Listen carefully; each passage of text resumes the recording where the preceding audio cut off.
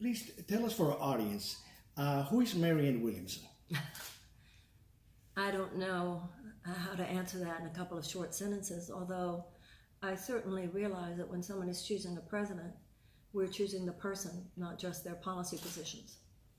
And I think that the president we have now, people are being forced to see that there's a difference, that the consciousness of the person is as important as their policies.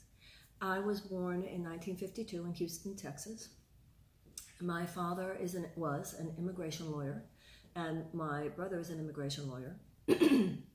My parents were also international travelers. And so during the summers, we often traveled all over the world.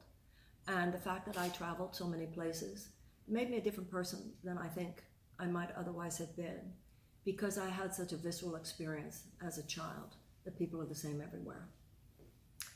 And I was very much a child of my generation. The cultural and political fervor of the 60s and 70s. And I didn't quite know what I wanted to do with my life. I had dropped out of college when I was a junior in college, although then I also completed classes at other places as well, University of New Mexico, University of Texas. And I was always interested in issues of philosophy and the higher mind. But at that time, there were only two career niches that you could see for yourself. One would be to become clergy. I'm Jewish. One path that my parents suggested to me was that I become a rabbi. And the other would have been to be a professor of comparative religion, let's say. Because I was interested in all religions and anything that was philosophical, and whether it was St. Augustine or the Kabbalah or Hindu scriptures. I was always fascinated by that, and still am. The universal spiritual themes at the heart of all the great religious teachings. But I didn't see myself becoming a religion professor. So I didn't know what I was doing. I was in my 20s. I was trying to find myself. And I began reading a set of books called A Course in Miracles. And A Course in Miracles is not a religion. It's a self-study program of spiritual psychotherapy. It's based on universal spiritual themes and has to do with forgiveness and love and living for love. But it made a tremendous difference in my life. There's nothing to belong to. There's no doctrine. just a book about love. And because this book so fascinated me, not that there were things there that I hadn't read elsewhere, but there was something about, you know how it is, the books call to you. And I began lecturing about these books, giving small talks at a philosophical society in Los Angeles.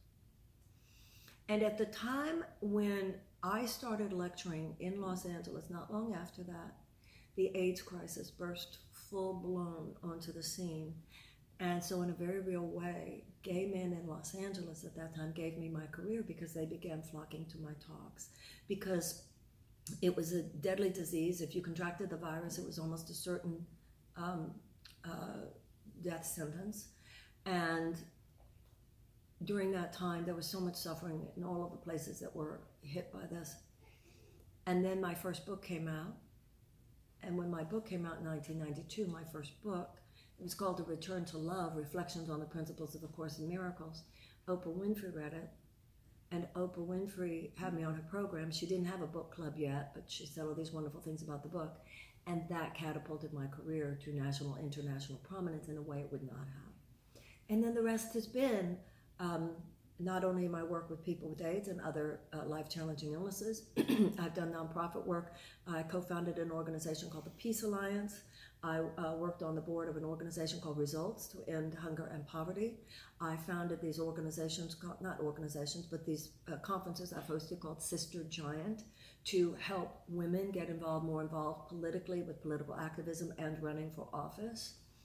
And I've written 14 books, and I've given talks, and